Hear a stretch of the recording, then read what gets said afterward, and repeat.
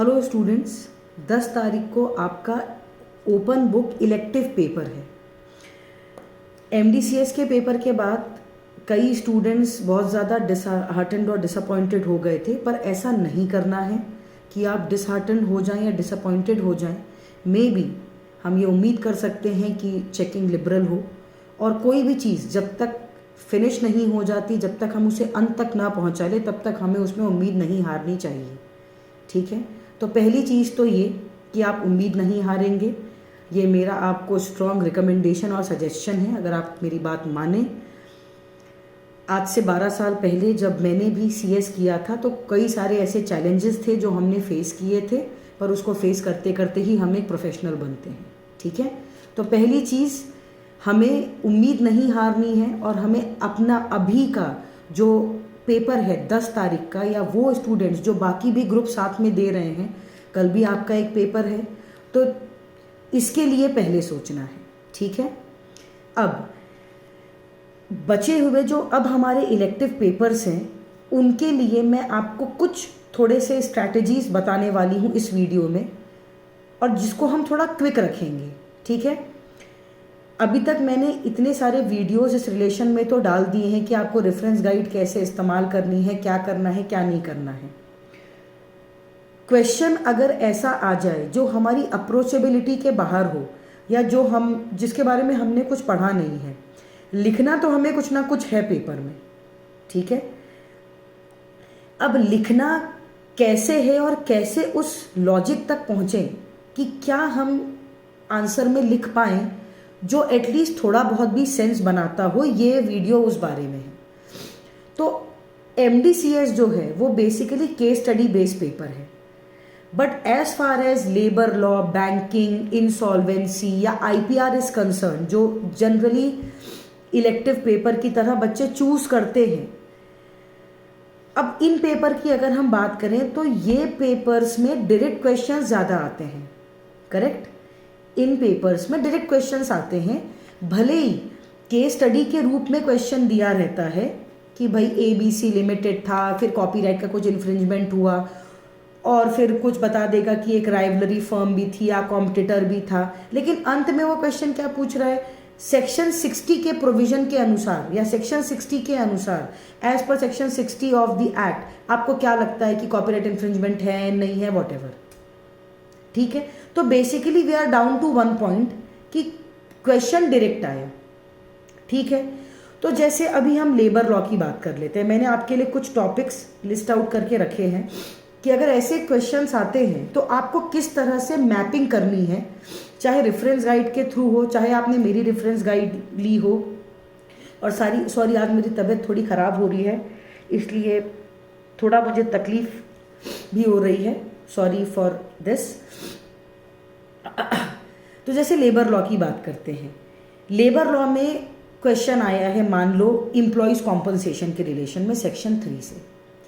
आपको reference guide, आप चाहे मेरी इस्तेमाल कर रहे हो, चाहे किसी और टीचर की रेफरेंस गाइड इस्तेमाल कर रहे हो, चाहे आपने अपनी खुद की रेफरेंस गाइड बनाई हो, ये भी हो सकता है कि भाई आपने खुद ही ने कुछ प्रकार से मैपिंग कर ली हो, या आप सीधे बुक भी लेके जा रहे हो। अब आपको ये तो पता है केस स्टडी में कि क्वेश्चन आया है एम्प्लॉयज़ कॉम्पनसेशन से, आपको ये भी दिख रहा है कि सेक्शन 3 में बेसिकली ज़्यादा ध्यान दिया गया है, तो आप क्या करोगे।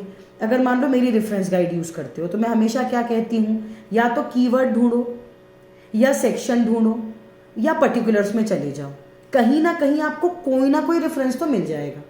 करेक्ट, तो लेबर लॉ के जैसे लेबर कोड से क्वेश्चन है, या building and other construction workers, इस पे से क्वेश्चन पूछ लिया गया है, या आपको लाइबिलिटी ऑफ एम्प्लॉयर से पूछ दिया गया हो।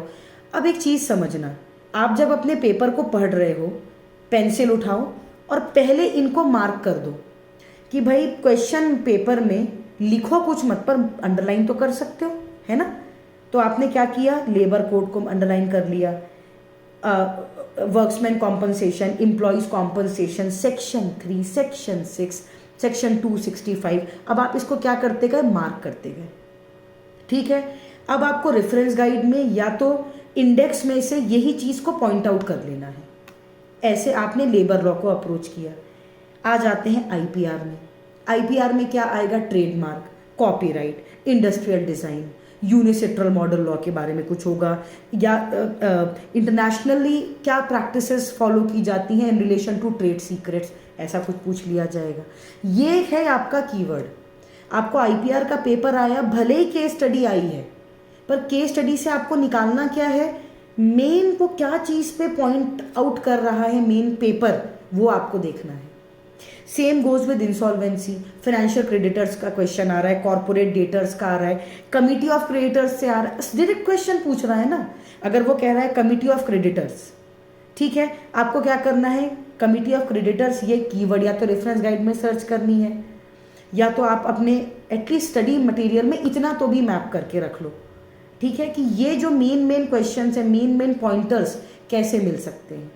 ठीक है, बात करते हैं बैंकिंग लॉ की। जनरली कैसा क्वेश्चन है, 40 मार्क का कंपलसरी क्वेश्चन, पहला उसने कह दिया कि भाई एनबीएफसी से पूछ रहे हैं हम, कि एनबीएफसी क्या होती है, कितने टाइप की होती है। अब ये डायरेक्ट क्वेश्चन है, आपको डायरेक्टली मिल जाएगा।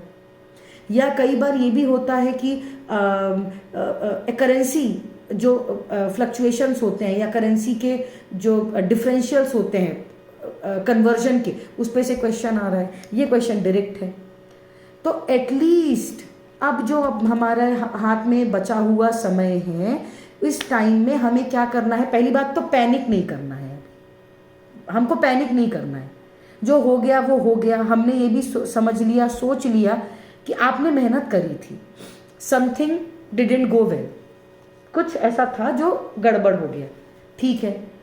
आगे का तो पेपर हमें संभालना है, आगे के पेपर में गड़बड़ नहीं करनी है ना।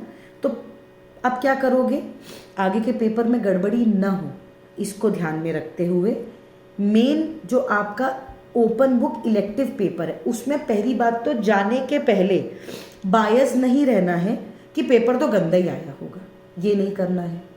बिल्कुल भी पैनिक की सिचुएशन में नहीं रहना है।